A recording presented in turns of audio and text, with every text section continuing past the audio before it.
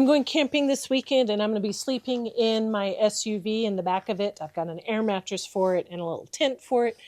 But I want to be able to open my moonroof to get some more circulation through it. So I got this really cool, it's amazing. It's this great screen that goes over the moonroof, and it's magnetic all the way around the outside. It's got these strips of magnets that will stick it to the top of your car.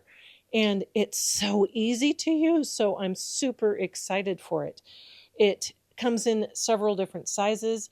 I'm going to go ahead and put it on my car and show you what it looks like.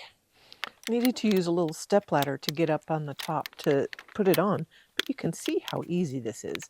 Literally just line it up around the outside of it and make sure the magnets are in place. So I can sleep in my car now and still have fresh air coming in and no bugs coming in, which is huge. Now, I'm not going to want to drive around with this on because it could pull it back and just risk losing it and or damaging my car or damaging someone else's. So I'm just thrilled to be able to have this for camping in the car.